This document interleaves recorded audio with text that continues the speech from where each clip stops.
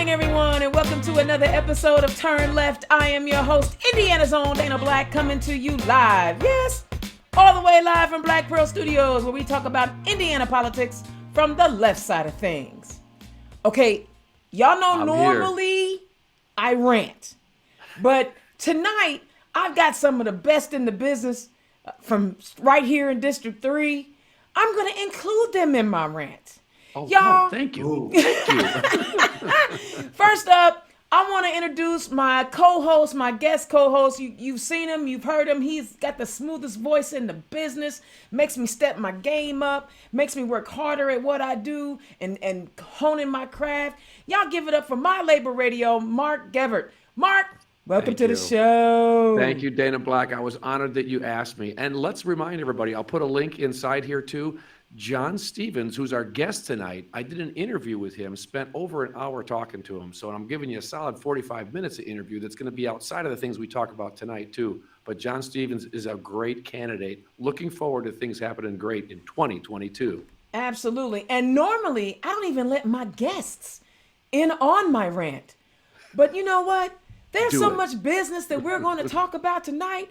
I want to make sure that our candidate can share his views on this because it's going to be very important. Well, yeah. Y'all give it up for a Congressional District 3 candidate. And he's taking on some of the not so best of the best because he sure ain't the best and the brightest. Y'all give it up for my man, John Stevens for Congress. John, welcome to the show. Thank you so much, Dana. We've been talking about this for months. I'm excited to finally be here. I'm excited to have you here. I mean, I had a chance to meet you when we were up at Christine Bohm. By the way, holla in my District 3 chair. She's one of the hardest workers in the business. And we met up there. And, I'm like, y'all better broadcasters and show people than I am. Indiana's own got to get better. Indiana's own got to get better. So, y'all, my rant tonight, there's a lot of business. But first up, we got to pay a little homage, right, to some of our leadership. The Associated Press reports the Indiana State Senate's former Democratic leader has decided he won't seek re-election next year and leave the legislature after 24 years. Senator Tim Lannon of Anderson announced his decision on Monday, saying he would finish his current term that runs until November of 2022. Lannon was the minority leader in the Republican, supermajority from 2012 to 2020. He said he was thinking about retiring, and after they drew him out of his district, he's decided, you know what, I'm good. And you know what, 24 years is a long time to serve in the legislature, and he has been doing yeoman's work. I know that he has been fighting, diligently for the LGBTQ plus communities. He's done a lot of work for the disabilities community. Y'all, what are y'all's recollection and thoughts on Senator Lannon stepping down? Well, I think he's start, Mark. Go ahead, sir. Go ahead, Mark. Start. Mr. Lannon and I met in probably mid 2002, somewhere in that time frame, and we're talking specifically about where things were headed for labor in the state. Because at the time, state workers were represented by a union, and we talked then, and he said, money is coming here, things are going to change, and right to work is on the horizon. He was right. A short 8-9 years later, that's what happened. So an in-tune guy like that, who's in tune with what working families need, is going to be a loss for us. We got to do our job, as always, to try and get some people elected. But I knew then that he was a great guy, an advocate for people. But like you talked about, every community was important to him, especially those communities who were underrepresented. Absolutely. And that's one of the things that stood out to me. He was a genuine guy. You hang out with him for 10, 15 minutes, right away you go, oh, this cat's engaged. And he was on many levels. I wasn't able to throw something at him that he didn't. He's a good listener, but he also spoke with intelligence on a number of issues. I thought, this is great. These are the kind of candidates we want. I'm saying, I'm sorry to see him go, but I understand it is time to move on. After 24 years, heck yeah. I'm sick of the Republicans. I wish they would move on. That's just my personal opinion. Who's got the puppy? And that's, Mark touched on it, 24 years of fighting. And that's what it had to be, 24 years of fighting, because that supermajority has been in power a long time and doesn't want to see any progress in Indiana. And while we're going to talk about a congressional campaign a lot, I talk a lot about those down ballot races. Uh, Being here in Fort Wayne, I get to see Leader Giaquinta a lot. And when I see Leader Giaquinta, I always joke, I want to send him some allies. I want to send him some. So while we talk about a congressional race, we talk about filling those seats. When a Democrat retires and decides not to return to Indianapolis, we have to find another Democrat to send down there. Is your opponent standing outside your door? Because your puppy is like, yo. Somebody walked by. That's what happens sometimes. And I would love to have an army of people that I could just send and be like, Lily, be good. But, oh, and she looked over here when I said her name, but she's sitting in the window waiting for the next person to walk by. I love it. I love it. So yeah, we're gonna miss Senator Lannon. I think he's been one of the most generous people with his time. I know when I first was running and was getting myself out there, he did not hesitate to share some of his time with me. And when you're new and you don't know a lot of people and you have these visions of who our leaders are and they give you some of their time, that's so critical and so important. And then I also had an opportunity. Well, I don't know if we want to call it an opportunity, but I was also there when he lost his daughter, and that was kind of that was hard. That was hard, but it was cool to be there for him and his family, and wrap my arms around them and with love. So, Senator Lannon, we're gonna miss you. We will do the best we can to send some more people your way, and I have to schedule you for our Legends show. You've not actually been on Turn Left, so I got to get him on the show. All right. He'll have time. He'll have time now. Absolutely. Absolutely. Okay, so y'all ready to get down and dirty? I think so. I think we're ready. You ready? I have an opposition party for that. All right. The Associated Press reports the former top Republican in the Indiana legislature has registered as a paid state house lobbyist a little more than a year after he left elected office. Former House Speaker Brian Bosma, who I ran against in 2016 out of District 88, is working with the 1816 Public Affairs Group, a lobbying firm headed by Michael O'Brien, who was Republican Governor Holcomb's 2016 campaign manager. So Brian told Indianapolis Business Journal that he joined the firm last year, and supposedly he did everything he was supposed to do to not get himself in trouble. But what he said was, I don't expect to be hanging out in the halls over there, but I may darken the doors occasionally to sit down and have discussions with legislators. I couldn't even say it better, because that's all he does is darken doors. He was no friend to black people. He was no friend to women, and he was definitely no friend to LGBTQ plus folk. He has always been against everything that I stand for. I'm certain he's a okay guy. I mean, I don't know. He ain't somebody I want to go have a cocktail with him, because he doesn't like people like me. So, but I bring this up because I also heard that his lobbying firm is over in Lawrence, the town of Lawrence, manipulating some stuff over there. And I've got the president of the Lawrence Common Council scheduled, and we're gonna talk about that. But they were trying to do some shenanigans over there. So I bet Brian Bosma has something to do with that. What y'all know about that? What y'all know about Brian Bosma being a lobbyist? What do y'all think? Well, when I saw that happening, it was predicted as soon as he was stepping down. In the first article I read from the Indianapolis Star, there was a small sentence that mentioned he might come back as a lobbyist, but that's only hearsay or other people conjecturing that no one's saying that he was going to do that. So this comes as zero surprise. Yes, he is an evil human being, the most smug. I think of really bad words, but I think prick is a palatable term that he can accept. So I think he would like it, actually. I think he would take it as a badge of honor. When I met him in the hallways of the State House to at least have my opinion heard about right to work, he fluffed me off and continued walking, and I walked along with him, and his staffer put an arm up and pressed back and wouldn't let me get close to him. But I made sure, because the halls are very live there in the State House, you've been there, that I could speak, and he heard every bit of what I said and just shook his head no the entire time. Much the way I was treated by my State House representative, and my Senate representative at least gave me time. It was David Long at the time, but he didn't care about what I was saying, but he gave me 15 minutes. But they're all cut from the same cloth. They don't care for everything you stated, as well as working families. Let's just lump that on top of it. Okay. Okay, they're pro-birth, but they sure aren't pro-life. John, do you have any feelings about Brian Bosma becoming a lobbyist? I'm anti-lobbyist to begin with. But at some point in time, and we were actually, you'll enjoy this. These are the people I hang out with. We were trying to decide when public service stopped being about the public. And we couldn't figure out the exact point of time. But sometime between the election of President Kennedy and the election of Ronald Reagan, we stopped caring about public service for the sake of public service. Being in government became a means to wealth. It became a means to power.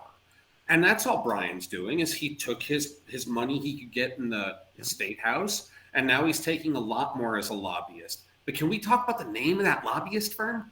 What did you say it was, Dana? 1816? Was it 1816? Does that not sound like a pro-slavery lobbyist firm? Like what? Oh.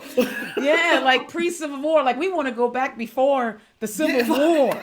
Let's take So it I whiter. can't think of a more appropriate place for it. I mean, they weren't even settled with that one, were they? Like, yeah, we don't, can we just limit all this down to just, wealthy And white while I love landowners? you, Mark's right. You went out of your way to say you're sure he's a fine human being. I'm not, and I'm not going to play it anymore. I'm not either. Well, I just can't. Dana's all about love. I can't pretend that these people are good people. We can't. And you know what? It's not what you say, it's what you do and how you do it and where you invest your money. And when you put all of your money into marginalizing groups who are not like you for the simply because they're not like you. I mean, is it my fault that you burn in the sun faster than I do because I have melanin and you don't? Is that really my fault? Is that my fault? I burn pretty quickly, and I'm not blaming you. You know what I'm saying? But that's it. Think about it. That's what it is. It's like if you're not like me, then something is wrong with you. And golly, there are no two people alike on the planet. So really, let's just get it together here. Right. All right, let's keep going down this track with this whole group of deplorables. I'm gonna call them deplorables. Wish TV reports on Thursday. Indiana Attorney General Todd Rokita official advisory opinion called Black Lives Matter a political organization and said schools should treat the people involved like other political groups. He says Black Lives Matter is unequivocally a political organization promoting or displaying some politically based materials while prohibiting the promotion of or display of others could create a liability for schools and could violate the First Amendment. Okay, so check this out. First and foremost, Black Lives Matter is not necessarily a political movement. However, it has political implications, right? Because we're taking street advocacy and turning it into policy making. So if enough people take to the streets about a thing that's wrong, then policies can get changed. Now, I understand that Todd Rokita has a thing with people. I mean, he did kick out their boy Abdul from a press conference. Press conference, yes. I mean, them black Republicans they're gonna learn. These black Republicans are gonna learn. They're gonna learn hard way. They're learning the hard way. Yeah. Even that young lady that got elected in Virginia as the lieutenant governor, she gonna learn. She gonna learn. She thinks she has free will. But Todd Rokita, the fact that they even asked his opinion on Black Lives Matter is somewhat oxymoronic. It's like asking me about. Did anyone ask? They asked for an advisory opinion. Oh, God. Yeah. Let's not lose sight of the fact too that he is an attorney. I'm sorry, I'm not. He's just a horrendous version of that. Got to be. I mean, how many law firms have been kicked out of? Probably. But I mean, listen, the person that graduates last in law school is still called an attorney. Correct. You know what I'm saying? They still get to write Esquire on their checks. They still get to write it. So I think what they're trying this add that on to all the other racialized fear mongering that has been coming out of his office when they had he introduced that Parents' Bill of Rights nonsense. Because I was like, well, what if a group of Hispanic parents, Black parents, Asian parents said we want our histories taught in school? Are you going to listen to those parents? No. See, no. See, which parents was he talking about? We know. Yeah, we know. He needs to stay out of, racialized fear mongering. But we also know it works every time, right? It works. He's already running for governor. That's the important thing to remember is not for one day has Todd Rokita had any desire to serve the state of Indiana as an attorney general. He's running for governor, and he's doing it in the most extremist, right-wing, bigoted fashion he and his staffers can find. Absolutely. And if you know what, this is key.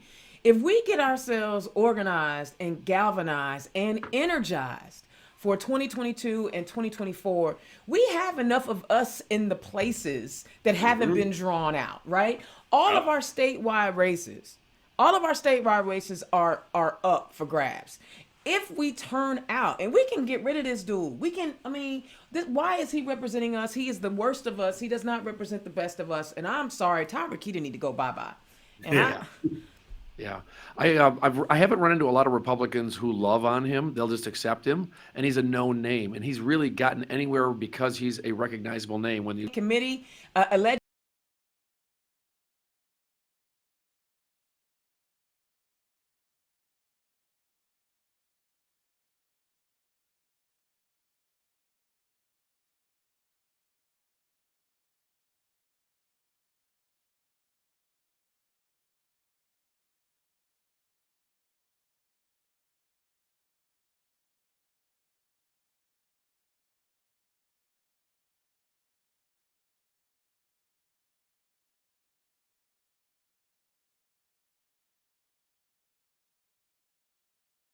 a litany of serious financial reporting errors as well as millions of dollars in allegedly improper loans Braun used to finance his 2018 bid, including a $1.5 million routed from the candidate's former company. However, the campaign claims it cannot fully comply because its former treasurer vanished and they have not been able to locate them. But the campaign must not have been looking very hard. It only took the Daily Beast minutes to identify and locate the man. His mama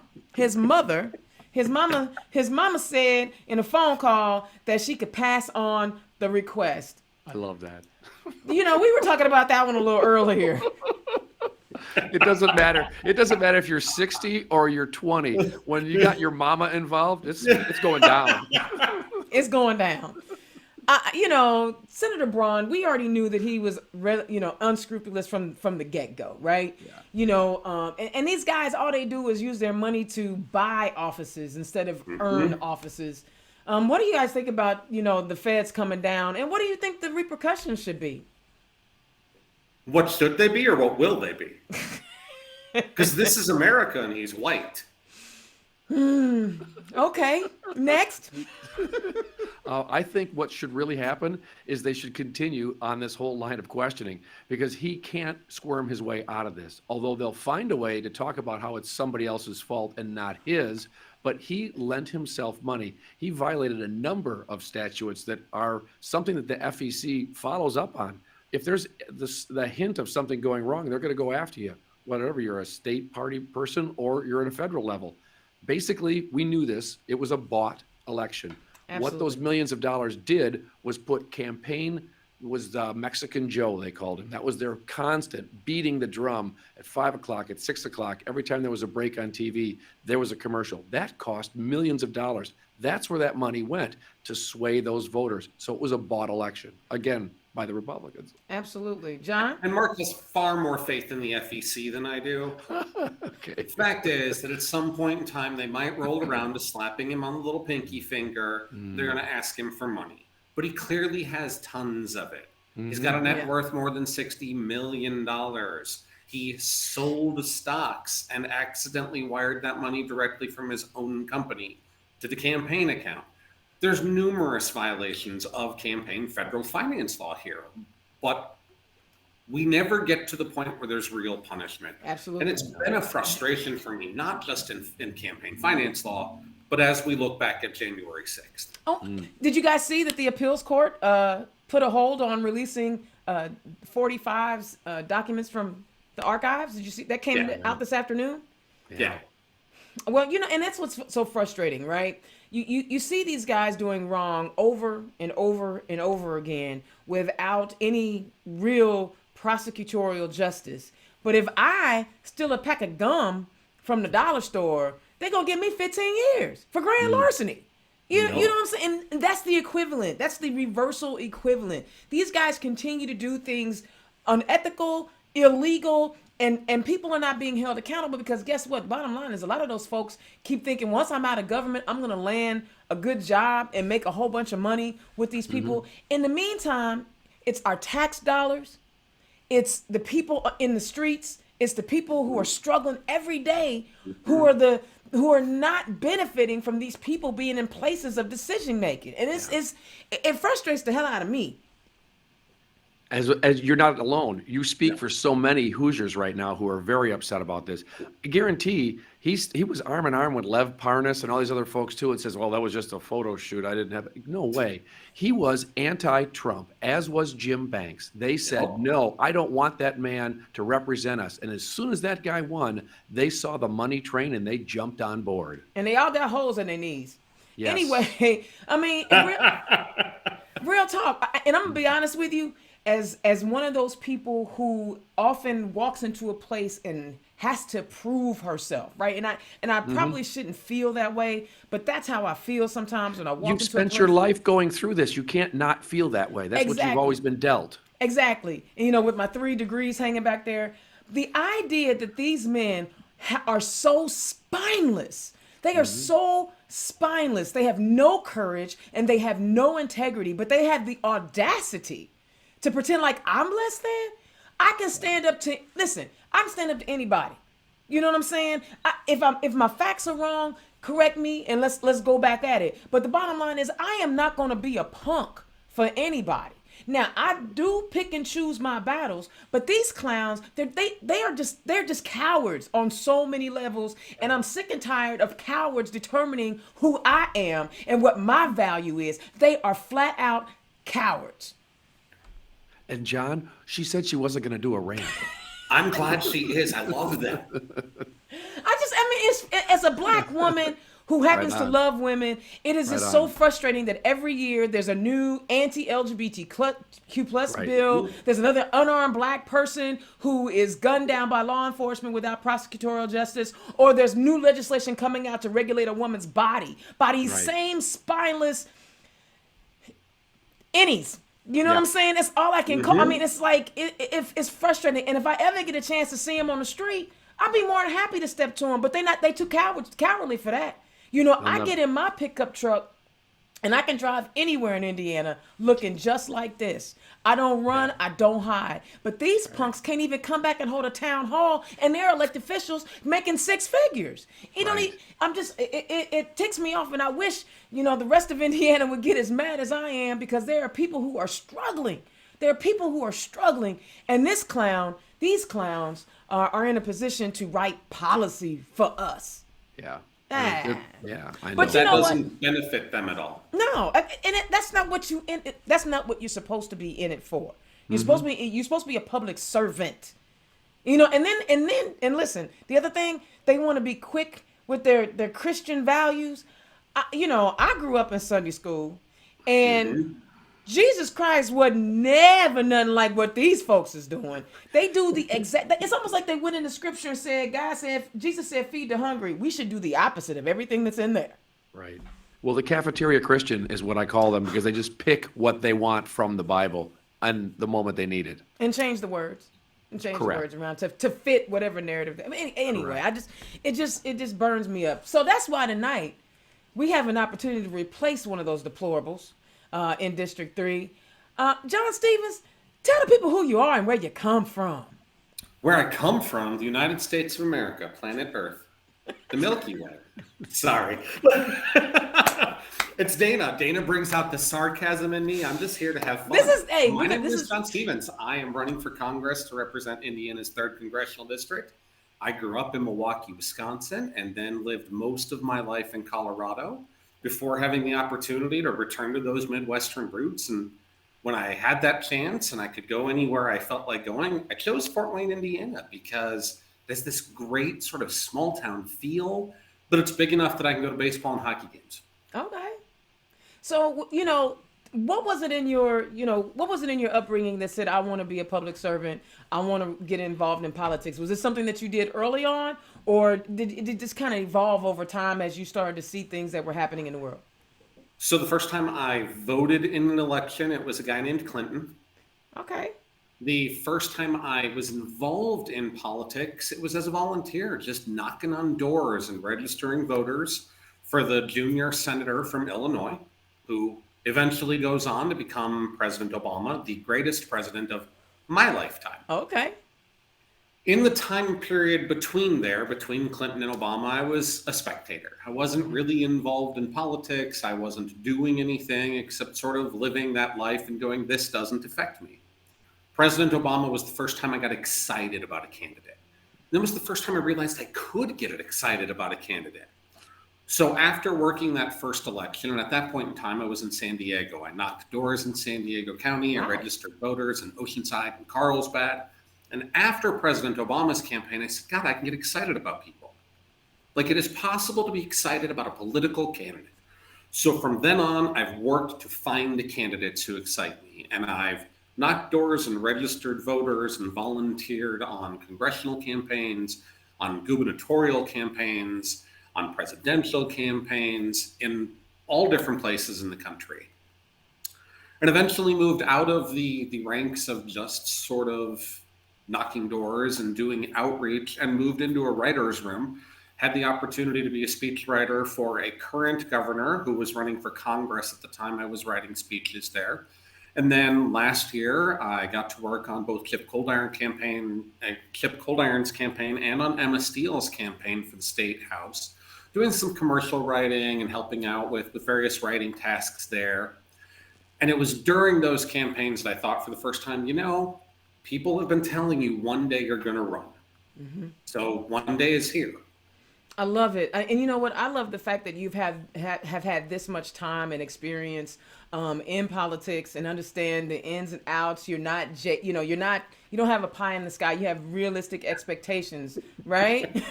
I'm being exposed to parts of this process now that I hate. Ask for money. Just ask for money again. Yes, and there's one of them. I absolutely abhor asking for money. I'd like to see a complete and total ban on all campaign funding. I love it. And if you like everything publicly funded so that I don't have to say, hey, go to johnstevensforcongress.com, click the donate button. We use your money to get the word out. And that word is important because we have to beat Jim Banks.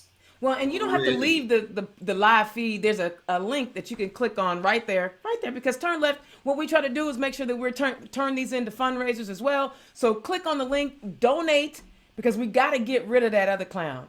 So, there are a lot of issues. We've been talking about a lot of stuff, and I know Mark has... Dana said other clown, which implies that I'm also a clown. The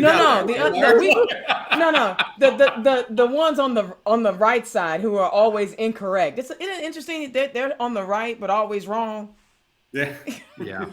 So Mark, jump in at any time, because I know you said you had some questions and I have a whole lot, because I'm really curious about, what are you running on? Why are you running? What is your message to the folks in District 3? I'm still working on that short version. Can't wait till we're out there doing regular stump speeches, and hopefully I can go for like 4 minutes instead of 40 minutes. The biggest thing for me, and the reason we're doing this, is because Americans deserve a representative in Congress. Somebody that comes back to the district, listens to them, talks to them, helps them understand where we're headed, why we're headed there, and then works to understand why that may or may not work for their constituents. Mm-hmm. Ultimately, that's the biggest thing. But I have some things that I'm super passionate about. Ooh. And Mark probably heard some of these because I was just on his show. I live in a house that is powered by solar energy. And the fact that we are not doing this on a massive scale throughout the country is abhorrent to me. I have a 20-year-old daughter who I sincerely believe will at one point live on a planet that is no longer livable. I love it. We're reaching that point where we must do real changes. And we just had a big climate meeting, and the UN and COP26 just happened. Nothing's happening. We're talking, we're not doing. Mm-hmm. And which is a pretty common political thing, isn't it? We talk, we don't do. We have got to start taking real action on climate change, because we're getting close to that point where there is no return. That's a big deal for me, something we talk about a lot. Secondly, I'm a huge believer in universal health care. Not only the day-to-day, zero cost, at point of service healthcare, but extending that into things like family medical leave. There is nothing in the world that hurts families more and hurts early development of children more than when mom says, well, it's been 2 weeks, I have to go back to work. This is abhorrent to me. We're one of the few countries in the world that doesn't offer these things. And the only Among the industrialized 20 country. largest GDPs, we're it. No universal health care, no family medical leave. Yep. And of course, we've talked a lot about, because it's Mark. Mark likes the words right to work. Well, he hates the words right to work. Yeah, He likes true. to. We've talked a lot about this. Unions built America's middle class, and as the unions have been weakened by crappy politics, sorry, bleep that out. As the unions have been weakened by this, we've seen that wage gap increase. And we've seen that wealth divide grow larger and larger. And I really believe that is because our politicians have taken money from the wealthy to hammer down on unions. Absolutely. We want to build back the middle class. We've got to build back unions. We've got to support the people that have been fighting for American workers. I love it. I love Mark. Yeah. You want to jump in? Yeah, I think, thank you very much for bringing that up. That's passed the PRO Act, which I know that your candidate you're running against is dead set against that, because it would give an opportunity to eliminate right to work if we pass the PRO Act, because it's going to be an opportunity for people to protect their right to organize within their workplace. Let me change the subject, though, go back to your discussion on climate. With this infrastructure bill, I'm excited about the chair of the transportation. And who is that? Mayor Pete. Now, he has some nobody. We don't know Indiana, who he is. right. He has Indiana roots. And what I'm excited about is the Northern Indiana Passenger Rail, which is going to go through Chicago, Gary, Valpo, Plymouth, Warsaw, Fort Wayne, into Lima, Ohio, on its way to Columbus. Won't that be a boon for us? He knows all about it. He's inside of that. It's part of the Midwest Regional Rail Initiative, which goes over multiple states. Isn't that climate friendly? It's incredibly climate friendly. It also cuts down on things like travel time from a place like Fort Wayne to Chicago or Fort Wayne to Columbus. It's climate friendly in that we don't have to get on planes. We don't have to get on cars. In our cars, it saves time as opposed to getting in a car and driving to those places. And it brings the entire country closer to being connected to one another in a way that you experience. There's Lily again. In Thanks, a way Lily. that you experience in places like Western Europe or in Japan, where the rail can get you anywhere. Yeah. Well, I can, I'll cut this out of the live feed. But You're exactly right, because the European countries are able to be anywhere in no time at all. You can leave England and be in the middle of France within 4 or 5 hours, and you're on a train, and it's just too simple for you. You'll get there, and then there's transportation locally. Yeah. And you know what I find interesting about this whole discussion about, the transportation and the trains and things of that nature? We have brainwashed our citizens into thinking that what we have is the best. And we don't travel. We have disdain for people outside of our country. We don't necessarily want to, only a handful of people, a small percentage of Americans have passports and are willing to go outside the country. So if you don't experience anything new, then you don't know what we have and what we don't have. And so if we can keep you that ignorant to what really is out there, then you won't think that you have a crumbling infrastructure. And it's infuriating to think that, we've set it up in our society and how we communicate with each other that we're not even telling each other the truth in real time. Yep. Right, very much so. And I think the biggest thing about that rail initiative, if that really gets some money, and it should, it's like 5.7 billion or something, there's a number like that, I'm not sure on that. Yeah. There's 6.8 million jobs could be tied to that, because this isn't just your passenger rail, it's going to be electric. It's not going to be a big locomotive that you see hauling something down the tracks today. What? No coal? Yeah, exactly. I know. That breaks They your do in heart. Kentucky. Well, and there's a guy running out of Bloomington right now, or down in north southern part of Indiana that he got drawn out of his district, and he's running in another district, and one of his big pieces was bring back coal jobs. Yeah. That's Yeah. going to be popular. Yeah, that's going to go over good. Obviously, he's going to use the word clean. Clean coal. Yeah, Yes. thank you. Yes. As somebody who went to college in Wyoming, I've heard the terms clean coal a lot, and I've giggled every time. Right. No such thing. No such Right. thing. Yeah, no. Yeah. Ask And- the miners who are in there, 2,000 feet below the Earth's surface. Yeah, it's not Well, clean. Yeah. And so, and part of this the infrastructure bill and the Build Back Better plan deals with the climate crisis. Talk about your thoughts, John, on the Build Back Better plan and what the president is trying to implement right now. Well, President Biden has been to several of these climate events at this time. Even before he was elected, he had an understanding of where the planet is going and why these are a problem. He also has the benefit of something you mentioned just a minute ago. He's left the country. He sees how things are in other places. It's disturbing that you have to be wealthy or you have to be the president to have an understanding of these things, because in many cases, travel to Europe is outside of the family of four summer budget. It's not a common vacation. Which I think is why so few Americans have a passport. And I really believe, I joke about it all the time, that if I could give every American a passport, 2 weeks paid vacation, and force them to use their passport, you can end racism in 2 generations. Hello. I mean, get outside of yourself. Hello. Yep. I had a little glitch there. We had a little glitch earlier. Hopefully it wasn't too devastating to the listeners and the viewers. Sorry. No, that's okay.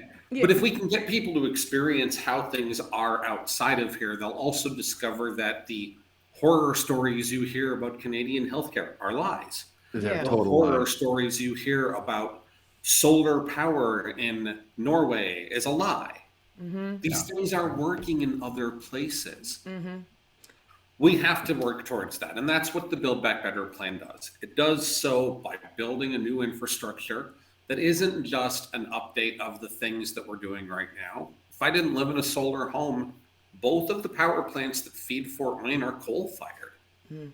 I'm a So little we jealous. have to eliminate coal-fired power plants. We have to move towards cleaner solutions. Is this going to cost jobs? It is. In those areas, in the same way that we no longer hunt whales to near extinction in order to heat our home. Exactly. And you know what? When one technology fades, a new one blossoms. I mean, think about it. Think about how many people were in the two-way radio business. Oh, yeah. Oh, yeah. I mean, Yeah. you know what I'm saying? Remember we Yeah. had twisted two-pair cable. Oh, Now yeah. we got fiber. And, and I think people fear learning new things, trying new things. Exploration. They love talking about space and, frontier, but they don't even want to navigate their own little personal space, right? They gotta think outside themselves. I want to, Mark. But this is money related. This goes Yeah. back to what Yeah. we were talking about. It goes back to the issue with lobbyists.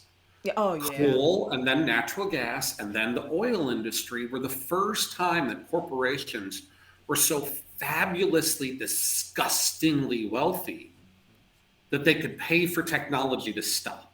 Yeah, Mm, yeah. yeah. And they swear they want to leave their children with more than what they have now, but they're not gonna be able to breathe. They're not gonna have clean air and clean water. So, Yeah. what are you really trying to accomplish? But and the other part is you can't even take it with you, right? Nope. Elon Musk, the dude from Amazon, with the phallus shaped spaceship, you can't you can't even take it with you. When you dead, you dead. And you can't take it with you. Now, I understand you want to leave a legacy for your family, but you don't have to be so greedy that so many people go hungry and so many people are starving or don't have good health care. Segue. We fixed that by fixing tax code. Oh, my God. 90%. Yeah. Yeah. So the other, That's what healthcare. Ronald Reagan did for us. Dropped it from 78 to 28. He jumped Yep. right on that bandwagon. Let's go back to 90. Yeah, know? I mean, and Yeah. what's so bad about it is, we talk about the infrastructure, we talk about these things. We may have paid for them initially, but we haven't done anything to maintain them properly. The other part of that is, we didn't. So now that you spent less time maintaining it, there's no way for you to you have to spend that much more money to get it back in shape. And I don't understand why they don't get that part. You know, why don't they understand that you have to invest in the thing, or your kid gonna fall through the bridge when he's in his Tesla. Right. It's gonna happen. So this pandemic has done a lot of things to us, right? It has pulled the rug back on a lot of inequities in our nation. Healthcare is one of those things. But one of the things that we saw happen was that when we get our minds together and we want to do something, we can provide a healthcare solution for the masses that doesn't even cost them anything. We really experienced universal healthcare with this pandemic. Why are you? I know why I'm down with it. Why are you down with universal healthcare, John? Talk some more about it. First, it provides worker security. When your health care is tied to your job, you sometimes end up keeping a crummy job for no other reason. And workers need the freedom to go make more money someplace else without worrying, oh God, my family doesn't have health care for 3 months. Right. So it provides full portability for workers. It allows them to engage in a more competitive job market. First, and I talk about this on the website, you can visit us at johnstevensforcongress.com. Click on the link, donate. Yeah, on the link, click on it. So, for-profit healthcare has failed a vast majority of Americans because it needs to stay profitable. Mm-hmm. So, if you look at the Indiana 3rd Congressional District, all the hospitals are in one city. All the trauma centers are in one location. Every day in America, more than 500 farmers suffer a lost work injury, a lost work time injury. Something happens on the farm where more than 500 farmers a day are going to miss work. A vast majority of these injuries are traumatic crush injuries. If you suffer a traumatic crush injury in your farm outside of Columbia City, where's the nearest hospital? You got to go to Fort Wayne. They're going to Fort Wayne. And in a trauma injury, every second counts. If we dispose of for-profit healthcare, we can build hospitals where they're needed, not where they're profitable. Mm-hmm. Because we don't need massive 3,000 bed hospitals. Right. But we do need access to trauma care and access to ICUs and access to emergency rooms in every county in the 3rd district. Not just in 3 or 4 of them. Absolutely. I don't understand why our voters don't recognize how they're being shortchanged by voting for people who are not looking out for their interests. You know, I remember having Thomasina Marcelli on my show, and she was the first person to let me know that there were counties in Indiana, lots of counties that did not have medical facilities. Forget trauma. Right. Just medical facilities. Or you have to be airlifted if you do have a trauma. And then all the costs that's associated with that. Think about how much money we could save if we did more preventive maintenance on our bodies like we do on our cars. We go get an oil change every 3,000 miles. What if we could just do a preventive maintenance, check under the hood and maybe catch some things before they become exponentially more expensive or more traumatic? Yes. Yeah. And of course, now the number I'm about to give you is a little out of date because they redrew my district and gave me several more counties. Mm-hmm. But when this pandemic started, 6 of the 12 counties in the 3rd did not have an emergency room, and 9 of the 12 didn't have an ICU bed. That's that. And you're talking about a global pandemic. Right. My mind just blew just a minute ago because I'm like, well, we were in a pandemic and people were dying and people are still dying in Indiana. Yep. Yes. They registered another 50 deaths over the last couple of weeks. Right. Yeah. Yes. And it gets zero press, and the governor never talks about it. The governor gave up on doing his press conferences, just like everybody else. There's no contact tracing anymore. He's running for the Senate. He has other things to do right now. He's left us behind already. And you know what? All the people that you just said something that it just triggered. The people who are in elected office right now ain't even taking care of the business they need to be taking care of. They're looking at their next job. Yep. And we are the ones that are suffering behind it. I cannot, end that. Mark, jump in here because I got so much to say. Well, we talked about some of the infrastructure stuff and the rail things, and I always talked to John when I first got into it. I said, what was your first job? Talked about his father being a member of a union, and he talked about the importance of unions, and that universal health care is tied to a bargaining chip for workers. Because if you could eliminate the idea that you have to fight for a benefit package, you are now actually bargaining for good things on an Yes. hourly wage, other creature comforts that you might have at your shop that you work every day, whether it's doing retail, whatever it would be. An office environment works for a union just as well. Look at all the news guilds going East Coast to West Coast where things are happening. There's a surge right now in unionization and thinking about those type of things. Look at the amount of money that people are spending to stop union drives. I'll give you a great example. Buffalo, New York.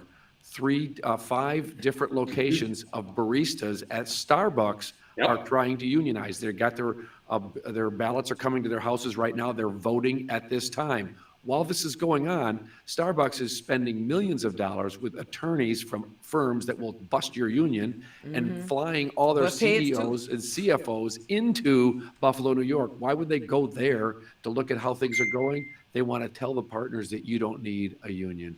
Well, if they come to tell you that, you definitely need a union. You definitely need a union. You need some, there's power in numbers, right? Correct, And what I correct. love most about this movement that is happening right now is that they're fighting back. Like Yes. they're not taking it anymore. I mean, I think it was it Nabisco that had like the ridiculous regressive contract where they were going backwards and taking money away, taking benefits away, making them work longer And hours, and they were hours like, long. "We're not finna do that." They fighting back, and that's who we are. That's Yep. 10,000 workers in John Deere right now 90% turned down the first offer, 55% again turned down the second offer. Capital hates it when they get it thrown back at the table and say, yeah, that's not enough. Which that's what they do all of the time. They're negotiating. When you have a conference table full of attorneys, what do you think that is? When you're negotiating a new deal or a new piece of real estate, you're negotiating. So why shouldn't the people negotiate their labor? You are not a success without the people helping you generate that income. Why not? I'm on a rant today. I'm sorry. Well, Well, that's Labor okay. creates We all love knowledge. those. We've talked about that.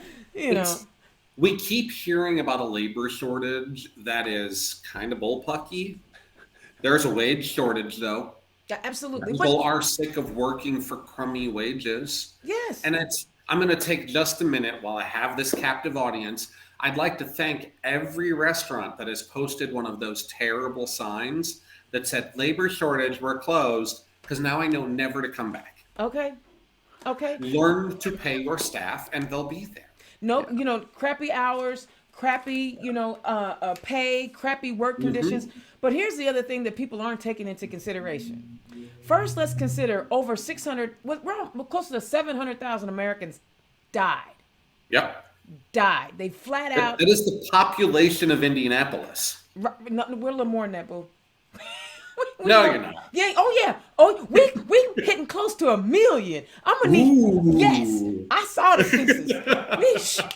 we for real metropolitan. But think about it. We lost over almost 700,000 Americans, and then there were some of our baby boomers that are like, "Yo, I'm good.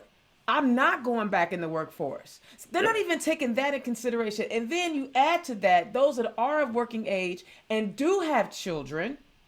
The cost of childcare is ridiculous and it's highest in Indiana. So if I'm lucky enough to be a 2-parent family and both of us goes to work, but one of our paychecks is literally going to childcare, then why go? And nobody wants to address these things because, I send my kid to a boarding school.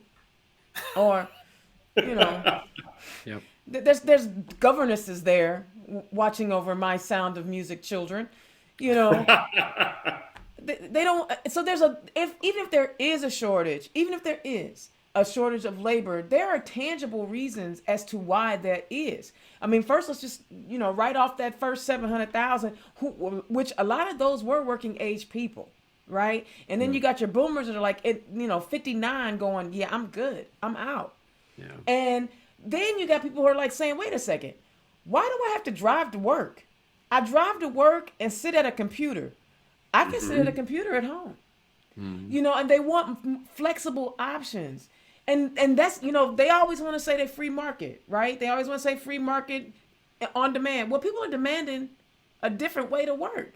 Why don't you want to accommodate that? Well, Capitol has a way of saying, these are the rules, and you guys have to work within those rules. Capitol doesn't like being told things. What you get is people are going to be more efficient for you because Capitol can't see all those things.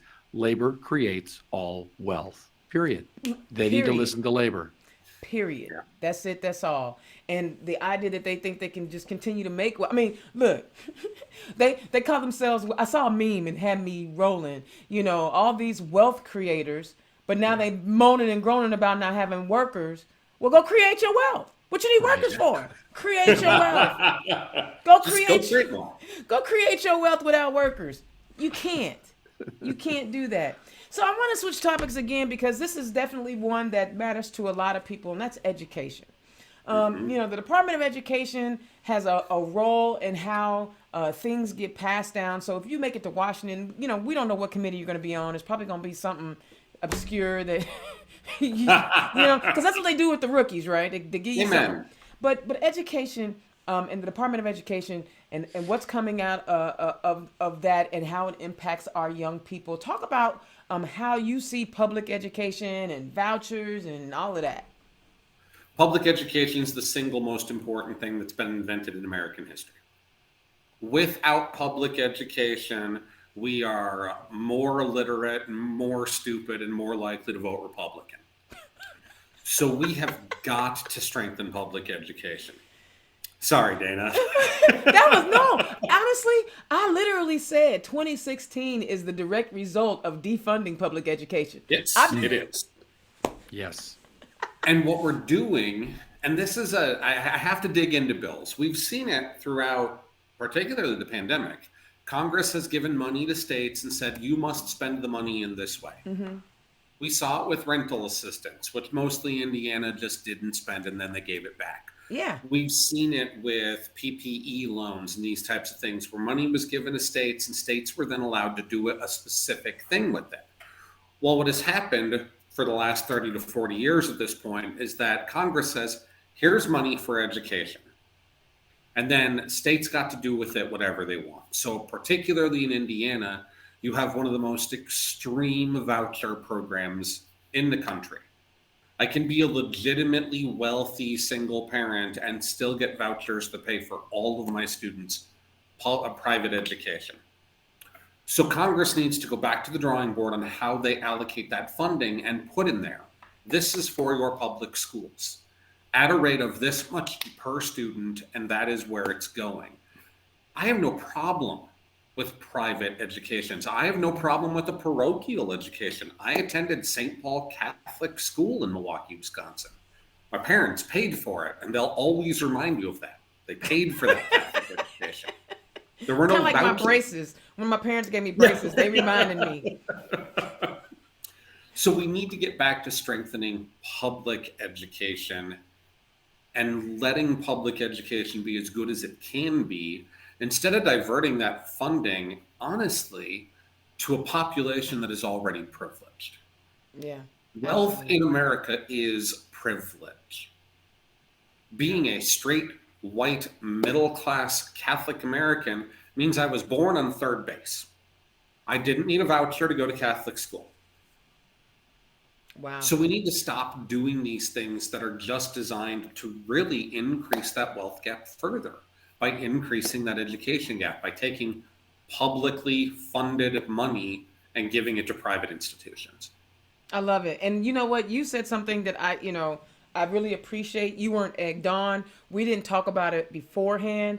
It is recognizing your status in America. When you can, no, real talk. Because some people don't get it, right? They think, well, I had to work hard my whole life. I'm a straight white male Christian, and I don't have any privilege. I didn't bring this up at any point when you and I have been talking.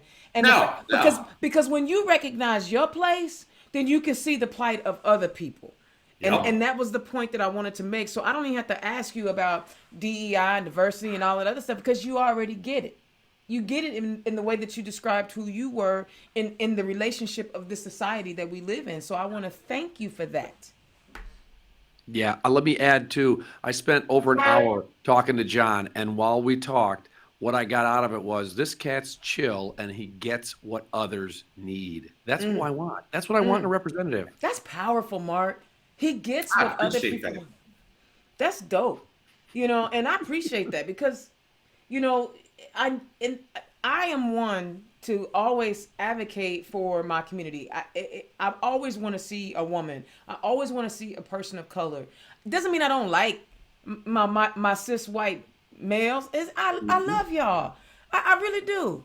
But sometimes they just need to step back and say, okay, wait, let somebody else. But they be so ambitious and what about me? And not looking at the greater society. But I wanted to just, because that is so important. That is so critical when you're trying to talk to constituents, when you're trying to get people to donate, click the link, when you're trying to get people to donate and vote for you and volunteer, knowing that you get all these communities, and you guys have a huge Hispanic population in Fort Wayne, that is ready to turn out and do some amazing things. We already know the Black community is engaged. In fact, I'm working on a Power of the Black Vote up in Fort Wayne. Thank you for that. But there's so much that we can talk about. I know that we kind of ran through a whole bunch of stuff. Maybe after the primary, when it gets closer to election time, we'll bring you back and we'll get a status update on where you are and how things are going and what you need from us to get you over the top when it comes to this. I'm telling you, Jim Banks is terrible. He's On terrible. many levels. On many It's levels. It makes me so sad because I read the Vox article. I read the article where he was a decent human being who I just completely disagreed with. Right. The guy that talked about how his daughters deserve better than Donald Trump is now just suckling at the teat. And there's a lot of teat there. Yeah. Bigger than Sorry. mine, dog. I'm just. You think that lapel's hiding it? No. D cup, an orange D cup. And I don't think people realize how born he really is when he doesn't believe that they think he thinks that there's a revisionist history going on when it's just no, you just don't know about anybody else's history but your own, or that a woman deciding what to do with their body is somehow anti-human or whatever the case may be. This guy is terrible. He's terrible for Indiana. He makes us look bad. Nancy Pelosi was like, get away from my January 6th commission. Just get away. Jim, bye-bye. I mean, that's straight up embarrassing. Yeah. So John, okay, give us your parting shots and tell us about any events, because our hour is gone already, y'all. Can y'all believe it? Go ahead and share with us any events that you might have coming up, any volunteer opportunities and all that good stuff. So I'm actually with my family right now. Dad only turns 80 once, so I came back west to spend time with the family. So there's nothing on my calendar for next week. I don't think there's anything on the calendar for the week after that yet, though. Okay. But if you reach out to outreach@stevensforcongress.com, you'll reach Emily Duff, my absolutely phenomenal outreach coordinator, who Dana worked with to set up this event and who Mark worked with to set up the visit to his radio show. That's where you'll want to go for all your volunteer information. We are, of course, looking for people to help us canvass and knock doors. Absolutely. We're going to get out there and register voters once the weather starts to warm up for us a little more, because fall has arrived. And I'm already kind of cold, to be honest. Oh, I'm even growing hair because, I usually keep it super low in the summertime. I'm like, nah, we just going to line this up a little bit. Let this go. Yeah, there you go. Just let it come out and keep you warm a little bit. So I'm going to come up and knock doors for the you. website, of course, will give you information on my platform and contact information. We're happy to do these anytime. We're happy to come talk to anybody that wants to listen. So reach us there at the website. Finally, time is so important to us. Time is important.